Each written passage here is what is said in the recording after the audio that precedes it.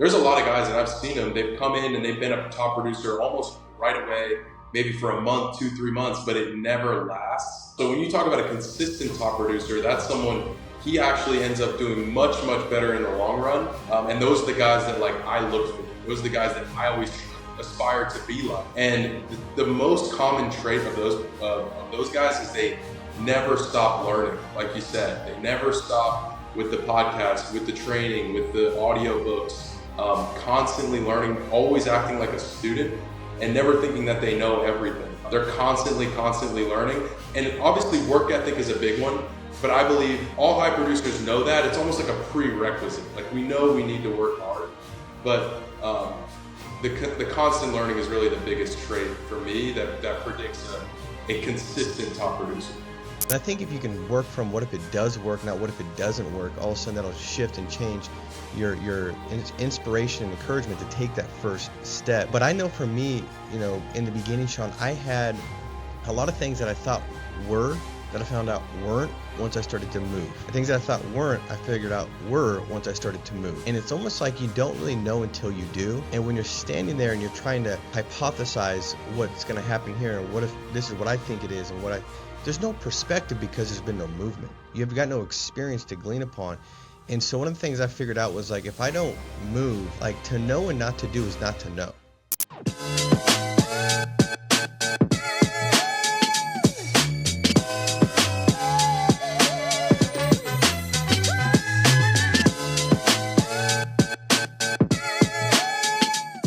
What's up, everyone? Welcome back to the A Leveled Up Life podcast. Branamier, Courtney, as always, here with Paul McClain, helping you level up your life in all the areas that matter most. Man, today is going to be an amazing day, not only because we're in the studio, man. Yeah, we're in this little different setup here. It feels real good. It's summertime, midsummer, but we got a lot to talk about today. We got a special guest on today that's going to help you level up. Man, we try to help you every single week in different areas: your faith, your family, your fitness, your finance, your franchise, or your business. We got a businessman on today. We got a sales guy on today that's going to help us level up. Absolutely. Probably not only in our leadership, our ability to communicate, but in our sales, teach us how to make some money. So I'm excited, man. Dude, this is going to be good, bro. Dude, every single week, man, people are reaching out and just sharing with me how this podcast is helping them, how it's stretching them, how it's motivating them, how it's encouraging them. So it's always a reminder to me every single week to get in here and give them all, man. So.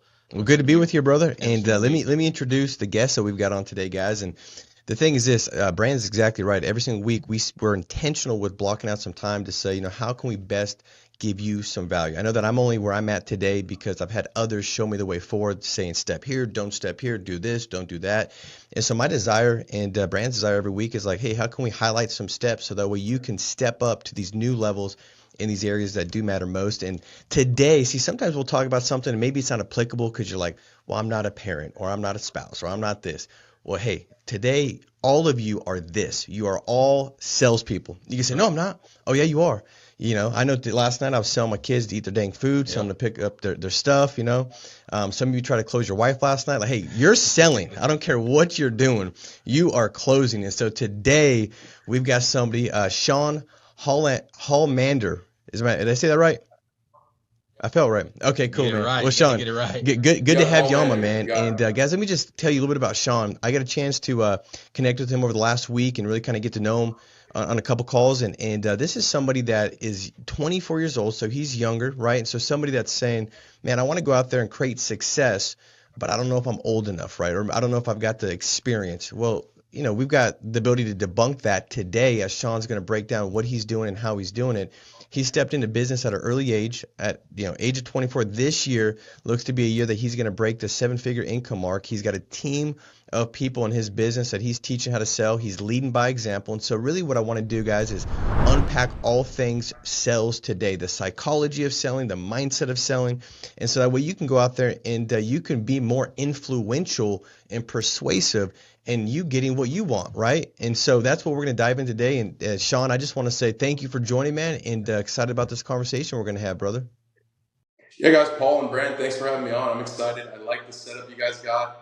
I'm excited to talk about it. Yeah, let's do it.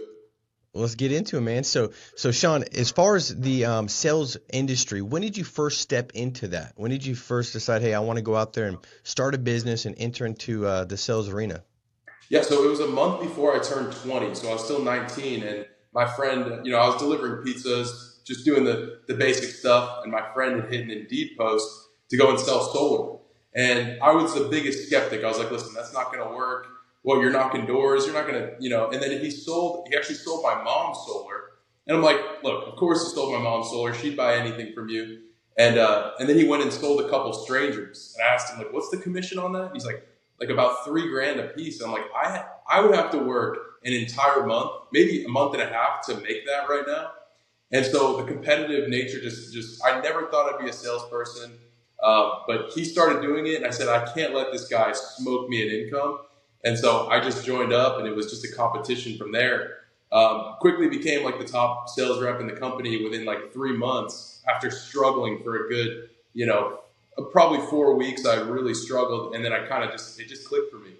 And then from there, I moved over to California, started selling solar out there. That year I did 115 installs, which I self-generated from door knocking, about 80% of those in a year. And that's where I made about $500,000 in commission. Long story short, moved over to Tampa and started my own organization about 3 years ago. So it's been a cool ride. I love that, man.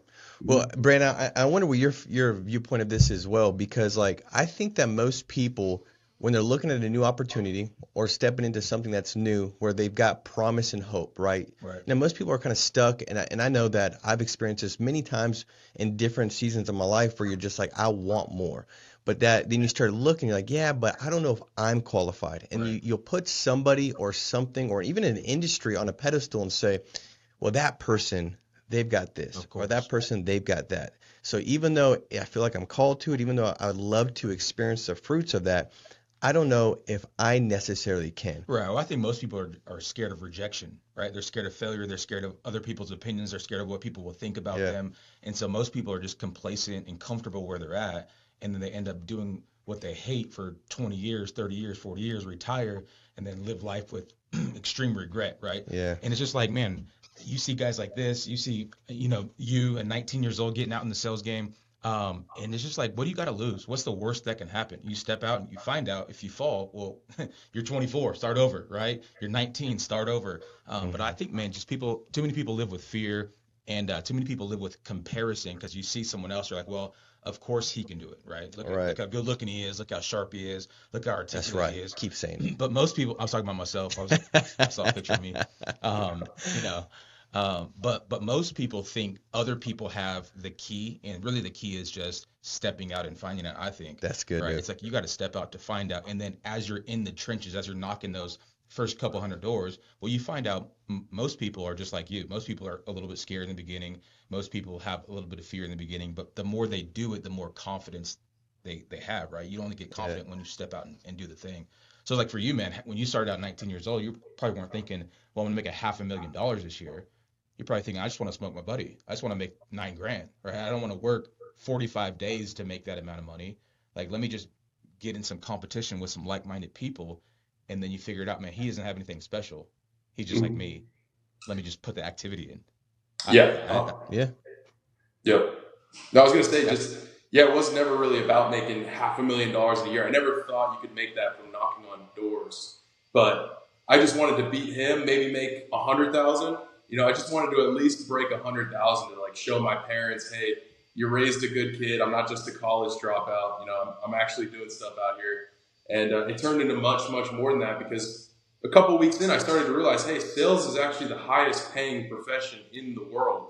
And I didn't even know it was going to be knocking doors. I didn't know people still did that. But I see these other people in the industry, some names from other companies and other places that were literally making 7 figures from knocking doors. I'm like, this could be my thing. This could be what helps me make it to where I always dreamed myself being. Yeah. This is the one question I think I want to ask, man, is like when you got started, you kind of had this doubt, I don't know if I could do this. I know that he can do it or he's doing it. Maybe sometimes it's doubt, like I don't even know if they are doing it. And then you start seeing their bank. Okay, maybe they are doing it, but I don't know if I could do it. So you go from doubting them to then once you see that they've done it, you go to doubting yourself. And then eventually, if you're going to move forward, you got to take that step. And I love what Brandon, what you said as far as like, it's like, what if this doesn't work. But what if it does work? Yeah. What if it does work and now your life is changed? What if it does work and now you've got the time with your family? What if it does work and now you've got the disposable income to go out and create memories? What if it does work and you can support and help and buy your mom a house or buy your mom a car or develop a college fund for the kids? Or what if it does work, right? And I think if you can work from what if it does work, not what if it doesn't work, all of a sudden that'll shift and change your inspiration and encouragement to take that first step. But I know for me, in the beginning, Sean, I had a lot of things that I thought were that I found out weren't once I started to move. And things that I thought weren't, I figured out were once I started to move. And it's almost like you don't really know until you do. And when you're standing there and you're trying to, hypothesize what's going to happen here and what if this is what I think it is and there's no perspective because there's been no movement. You've got no experience to glean upon. And so one of the things I figured out was like, if I don't move, like to know and not to do is not to know. If I'm not moving, I don't truly know because my knowing is only going to be produced from my doing, because in my doing I can reflect and establish a knowing. And so for me, I had all these different lies that I was believing that would keep me from moving. Like I needed to know more about the phone script. I needed to know more about the product. I needed more about this or that. Did you have the same kind of thing? And if you did, how did you lower the knowing threshold? Meaning that threshold that people put in place that they say, I'm willing to move once I know this. Because I think the most successful salespeople or people in general, they have a lower threshold for them to actually do the thing that's going to give them the knowing. So how did you lower your knowing threshold? Did you kind of experience something similar? Yeah, 100%. Those first 3-4 weeks that I was telling you about, I got nothing. I mean, I didn't even set an appointment with a homeowner to come back. And then eventually, it was just every day. That was the hardest part, was that beginning when I didn't have any evidence of success except for what other people were doing. But like you said, the only thing going through my mind at the time is, okay, but those people aren't me. Like, I'm not a salesperson. I think if you had met me when I was in high school, you would never say, oh, he's going to be a salesperson. I was introverted, I had the long hair, I was, wearing the hoodies everywhere. But when I started to just go out and knock, those first 4 weeks were really tough. But eventually, the biggest thing that helped me was training outside of work, right? So not just training on the homeowners, but training in sales books. I've got a ton of my sales books that I read back then right here. There's like online courses, YouTube videos. And that's what gave me that confidence of someone that had successes. It's like, whether you believe in him or not, Grant Cardone, Brian Tracy, I was putting their thoughts in my mind of these people that have sold hundreds of millions of dollars worth of stuff. So even though I hadn't sold a dollar yet, I was starting to put their thoughts into my mind. And then all of a sudden you set an appointment.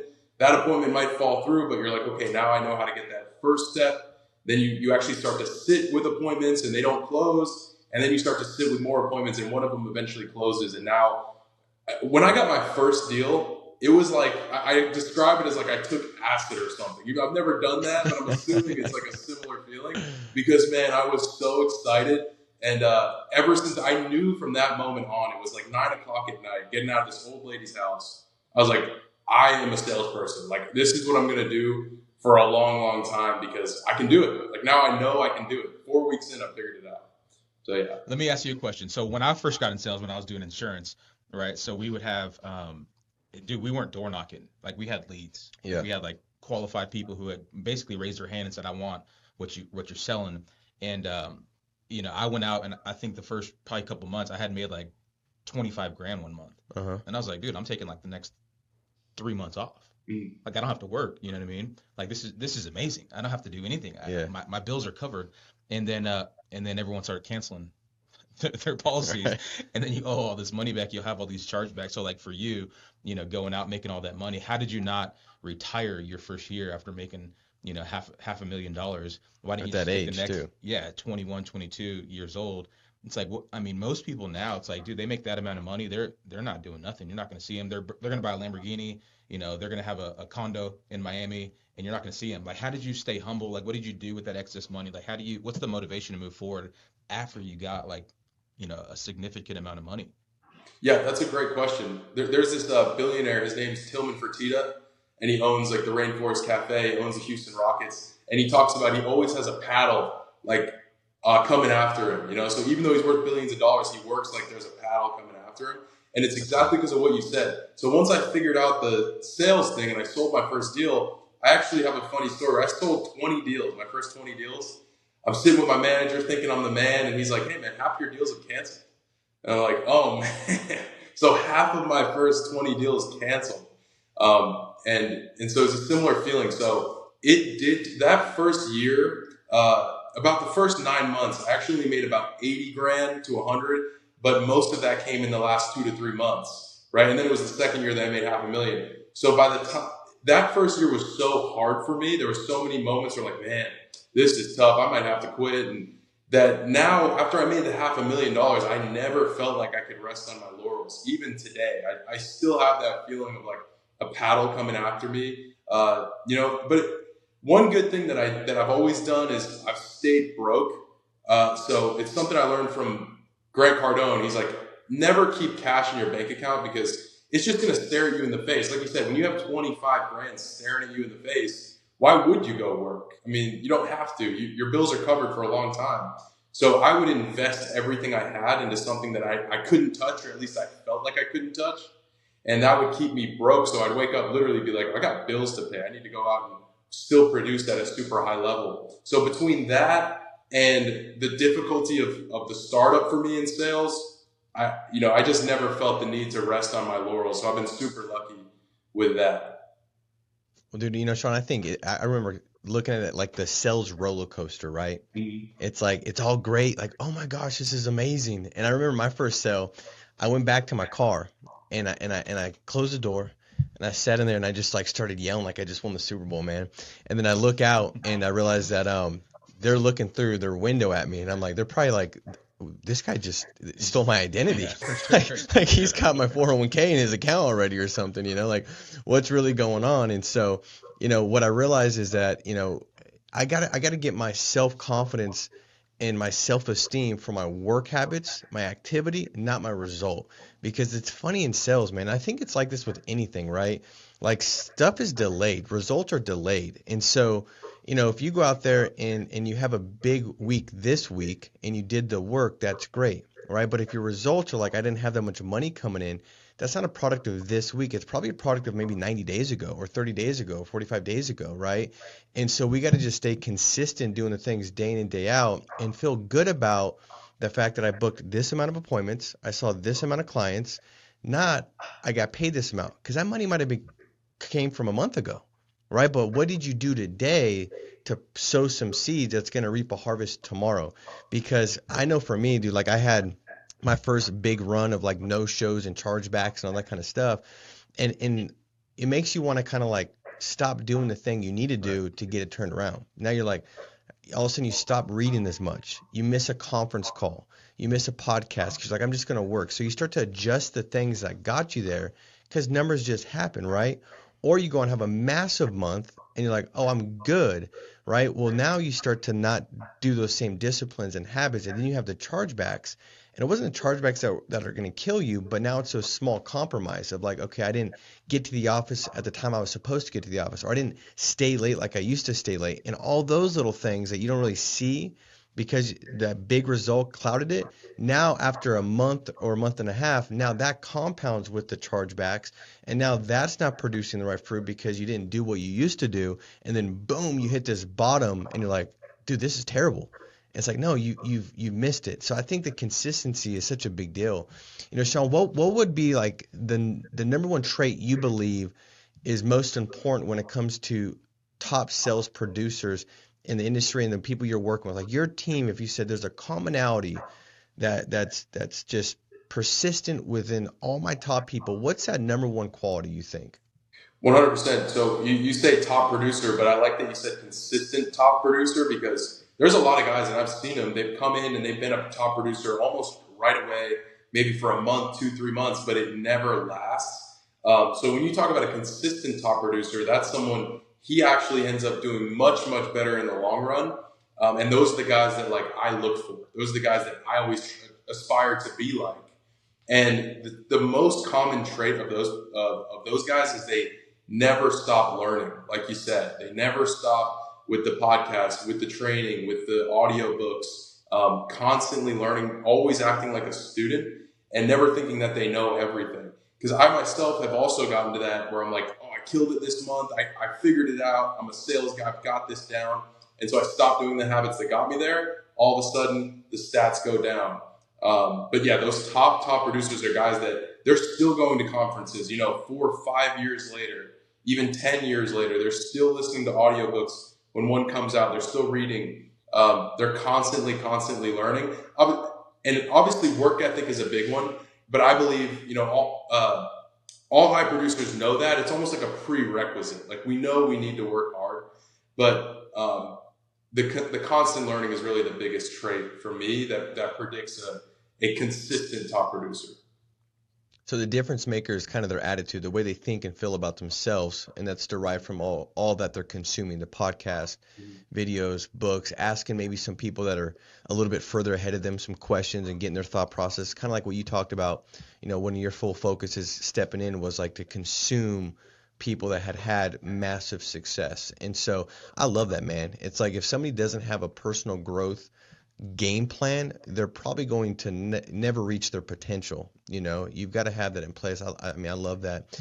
And Sean, I want to get into like the psychology of the sell with you, right? So if we're looking at the psychology of selling, like how do you best step in to your client, your customer's mind and help meet them where they're at, understand their mindset, and help walk them towards where you want them to go, which is making that sell. Kind of give me some big takeaways on the mindset of a customer.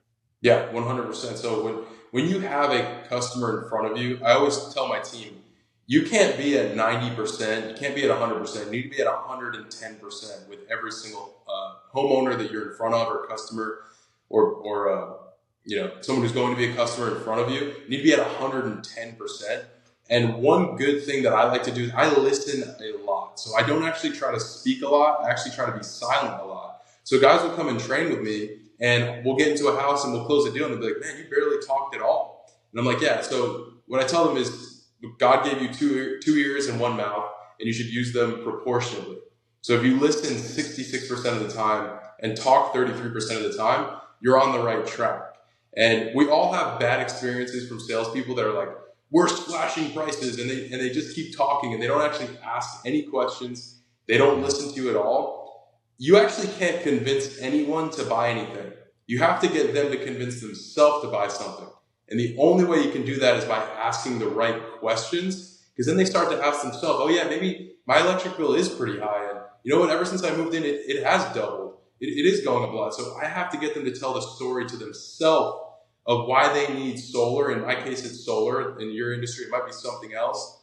But you have to get them to think about why do I need this product? You can't just pigeonhole them into it or force them into it. You just have to ask the right questions. And then the key word is to listen.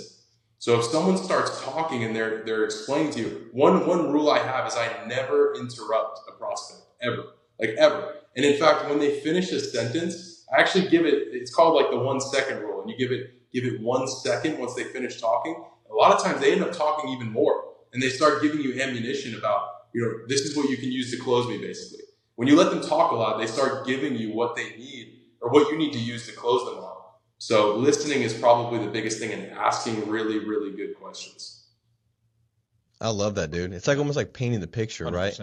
And I think that you're absolutely right. A lot of times we think that we got to do all this speaking, but when you're doing all the speaking, man, you're not able to develop the picture that you can show them once you developed it through the questions. That's going to get them to move forward, right? Because I think emotion leads to motion, Yeah, I mean, I'm thinking about my journey when I bought solar, right? I was outside with my boys, and the dude walked up, and I basically ended up convincing myself to buy the dang solar based on, like, he just was asking questions, and I was like, convinced myself, like, my bill is high. You know what, it is going up. You know what it is, blah, blah, blah, blah. And the next thing you know, he's sitting in my living room for 3.5 hours, and I'm signing paperwork. Yeah. But that's the same with anything, man. It's like you hit the nail on the head. Like, no one wants to hear the other person just giving them facts and selling. No one wants to be sold, but everyone wants to buy, right? It's like the same is true for any industry. Like for me, like, I deal with all kinds of different people who come to me for counseling, or just in my business, I go and do estimates and quotes, and I'm not sitting there trying to convince them of the service. I'm trying to figure out the need, the why, trying to get them to understand how I can be of value to them, as opposed to just tell them, X, Y, Z, and trying to convince them based on a number, a price, because that's when you get all the objections, right? That's when you get, or not the objections, but that's when you get the chargeback. That's when you get the cancellations, when you just sold them on the product as opposed to how you can bring them value. So that's good, man. That's really good. Yeah, I think when value exceeds price, people buy. I like that. I like the 1 second pause rule too. I'm gonna try that one. It It's is almost good. like Let it set in. let it set in. Yeah. And silence is one of the most Mhm. valuable things that somebody can use. Somebody's like, "What's a tool?" Are you using the silence? Because Yeah, that could be that's a good. tool to really kind of let it set in. And that would be the same thing with life insurance. When I'd ask that question of like, Bob or Mary, when Bob doesn't come home tomorrow, if that takes place, what does that look like for you guys?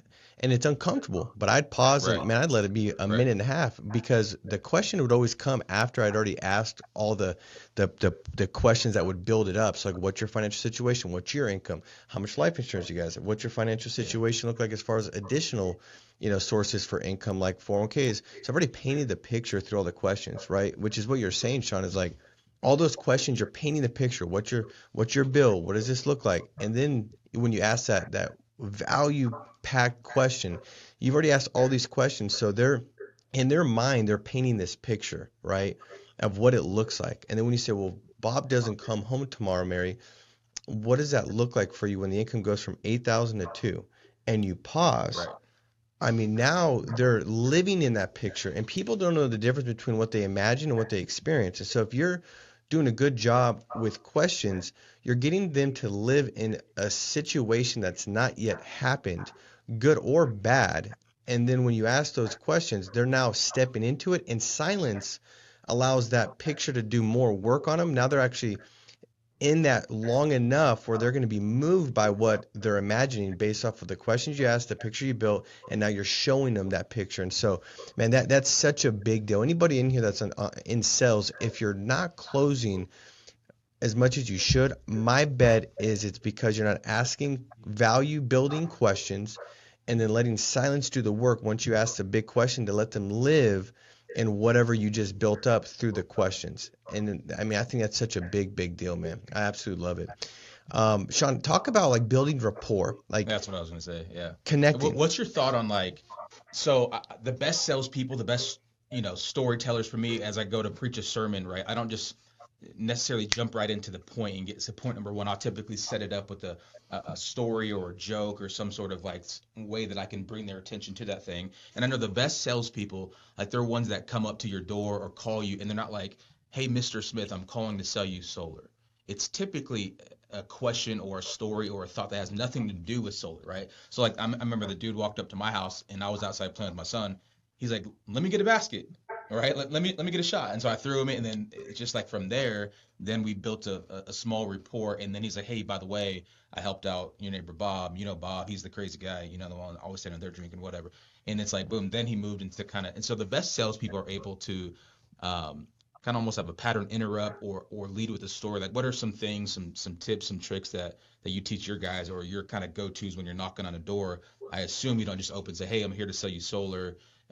You probably are saying, "Hey, did you see that squirrel just run by?" Or whatever it is, right? So what are some go-to kind of stories and tips and tricks that you got for your guys that would be helpful for maybe even new people who are overthinking it? Yeah, rapport is massive. It's actually, whenever I see my stats go down, oftentimes the reason is because I got caught up in the numbers, and I just got caught up in my goals, and I want to sell 25 deals this month, and I stopped building rapport because I wasn't actually focusing on the customer. If the customer's Paul, I'm just thinking about the number. And if you ever get caught up in that, you have to slow down and be like, no, this is a human, and people only buy from people that they like. So rapport is a massive thing, especially when you're going door to door like us. I mean, they literally don't know who we are. They didn't ask us to be there, and suddenly 2 hours later, our hope is that we walk out with a $40,000, $50,000 solar contract. So they have to understand that you like them. They have to be able to trust you, and trust comes from rapport. So yeah, the first thing I'm thinking of, sometimes when I knock a door, I'm a little bit more informative because they've had a lot of people come by, and I don't want to waste their time. And oh, I see you're a Green Bay Packers fan. What do you think about Aaron Rodgers going to the Jets? A lot of times they can see through that. So the first thing that I do on a door is I actually give them the information. I build their I break their preoccupation. And then when I get in the house, absolutely, it's all about building rapport for at least the first 15 minutes. I'm looking at their trophies on the wall. I'm looking at their family photos. I'm looking at, I'm asking them questions. Where are you guys from? Oh, that's great. And I'm asking them all about them.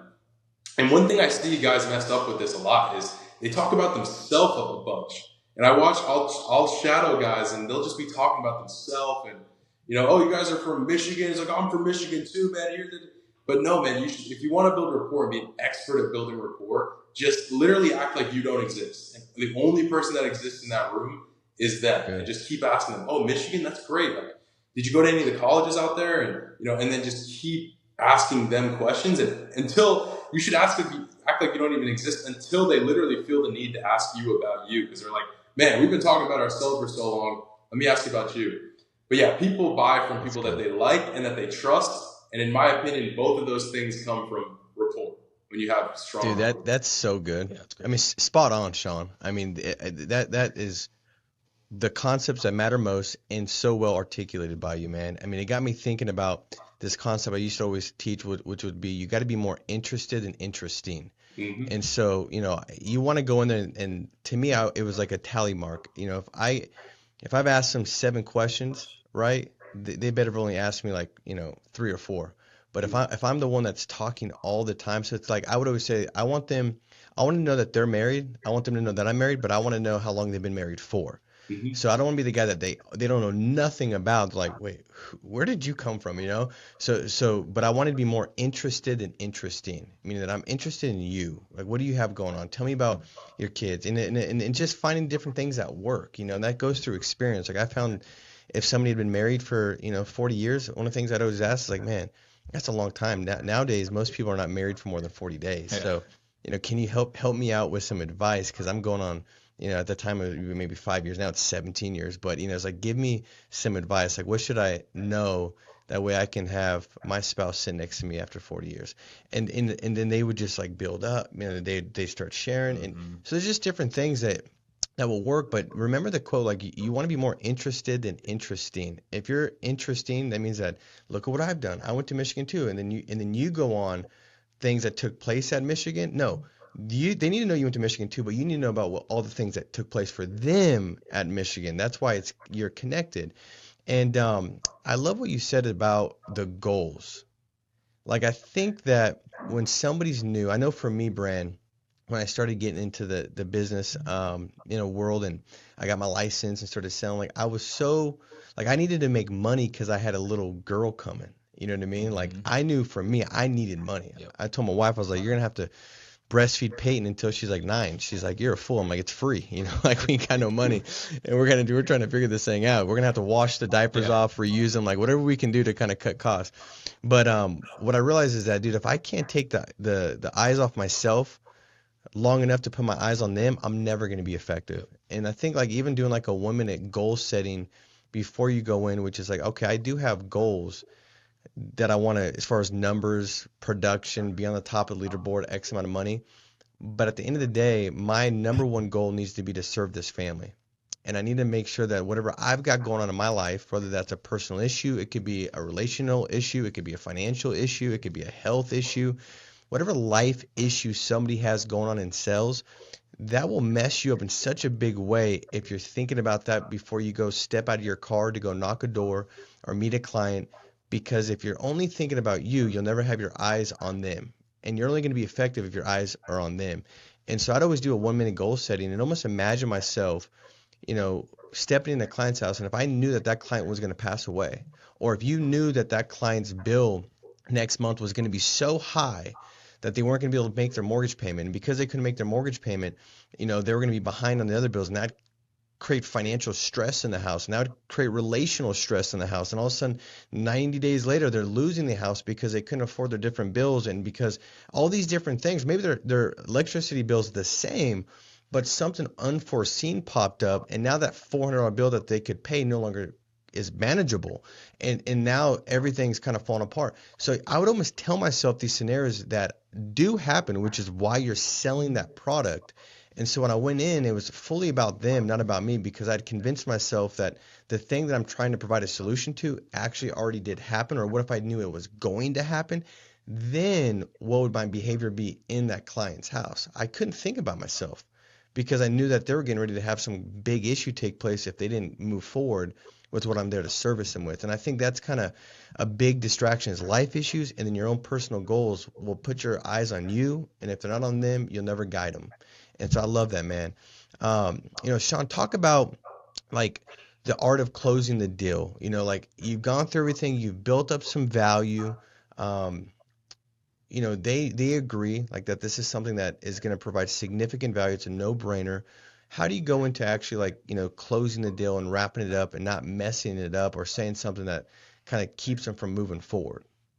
Yeah, I love this topic. So closing the sale is just what it is. I mean, a lot of people overcomplicate it. There's books written on the close, but in my opinion, it shouldn't be that you're walking them across and then pushing them off a cliff. Like that's not what a close is. A close is you're walking them from A to Z. It's flat the whole way through, and the close just happens to be the finish line. It's close is not something that you do to someone. You do it with someone. So a lot of times, if I hear guys talking about, man, I just couldn't close, or I couldn't get her, or I did close her, and I did get her. To me, I'm like, that's not the right mentality. The right mentality is you walked her to that finish line with you. So if you keep finding yourself messing up at the close, you should probably look back into the presentation and did I build rapport correctly? Did I ask the right questions? Did I build pain in their current situation? Did I build value in did I build value in my product? And did I answer all of their objections? Because if you're not the close doesn't need to be like you need to have a silver bullet that's a perfect line that works every time. Because if you do the job correctly from point A to Z, the close is just another step in the process. So for me, when I was new, it was always so scary asking for the close. I'd be like, oh, so would you prefer you or you on the application? I'd be so scared. But now to me, it's like it's just the next part. I walk in the house. Yeah. I build rapport, I ask discovery questions, I present, and I close. And it's all just kind of a straight line. So I really try not to make a huge deal out of it. Now, of course, you want to have multiple different closes that you have in your back pocket, just like with objections. Whatever industry it is, if you're in car sales, you should have the objection, the way to handle every single objection. Oh, it's too expensive. Oh, I need to talk to my wife. I need to, all these different objections you need to have the multiple responses to. Same thing with the close. You should have multiple ways to close. And if you try one time and they say, hey man, I don't think we're ready right now, it's totally fine. I used to freak out when I heard that. Now I'm like, I expected that. I expect those road bumps to happen. And I go back, I answer the objection, I bring it out, and then I go and try a different close. So yeah, the close to me is, and another big thing with the close is it's very assumptive. You're assuming that they wanted to do it the whole time. So when I get done presenting, I just go, hey, so how do I spell your email? Boom. And now I'm going, what's your address, phone number, last four of your social, date of birth? Boom. And it's just, I'm assuming everything. I'm never going to ask a hard close question of like, okay, so we're going to do this or not? No, never. It's never that. It's always like, okay, who would you guys prefer first on the application? You or you? How do I spell your email? That's even a close for me. I just say, how do I spell your email? If they spell it out for me, most of the time I'm closing that deal. So yeah, the close to me is not a huge step. It's just part of the process to me. So good, dude. Yeah, that's great. Yeah, assume the sell. Yeah. I mean, I think with anything, like assumption is the number one thing that'll mess you up. Yep. And man, I remember agents coming to me and being like, dude, the client was crying. Like they were so they saw the picture. They did a great job painting the picture. They did a great job asking the pain point questions. They did a great job building rapport. Right. But at the very end, they didn't ask an assumptive question. They're like, hey, do you guys want to start the application now? Are you in or are you out? Yeah. And it's like, dude, that doesn't work. Right. It's like the way I looked at it, it's like if somebody's at Walmart shopping for toilet paper and the guy comes up behind him and they're like, hey, are you looking to buy toilet paper today? They're probably going to be like, no, I want to think about it. Say, no, they're not wanting to think about it. You prompted that. Right. Because you asked them. They didn't go there to check out and see if Charmin had some new, blend of toilet paper. Like Right. they went there to buy it, right? And if you've been in there for that long and you've spent that time building a rapport and asking those questions, they want to be led, guided, and 100%. direct. Just move forward, assume it, and ask the next question. And you'll see your close ratio. And I always would call it a care ratio, right? Because people don't care how much you know until they know how much you care. And so if I'm caring more about the customer and client, my close ratio will go up. So it was like a care ratio. If I'm messing that up, I probably am not showing That's good. the person I truly care about them. And I think if you can sell yourself before you go do anything, right? Like if I sell myself, brand, before I go to talk to somebody about my faith, like on what I went through, what my situation was, my testimony, well, then I'm a lot more likely to have that conversation with that person from a source of sincerity, Right. empathy, and be able to lead, guide, and direct them to what I believe my conviction is, right? And so I think it's the same thing, whether it's solar or insurance or anything. Like you need to sell yourself on that. Your value is so significant that if you don't help that person with the whatever you're selling, you're doing them such a massive disservice. And so when you go in, you've got this confidence and control that, man, I don't need you, you need me. Mm-hmm. You need me because what I've got to offer is such a Right. phenomenal solution that Well, you know. it's the whole concept of like you really have to believe in what you're selling. Yeah. Like if you're just in there to make a commission, you're gonna get sniffed out pretty quick.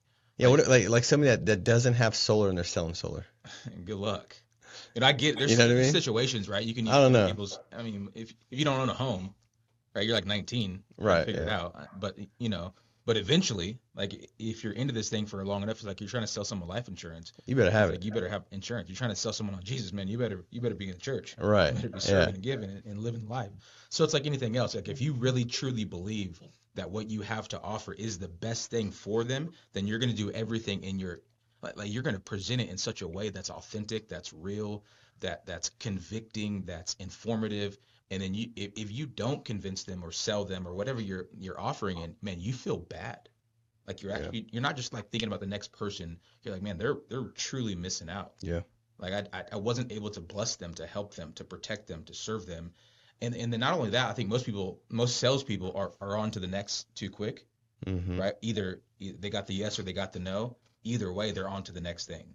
I think most people, especially like my industry, so I don't know if you know this or not, but I own a commercial cleaning company, Mhm. right?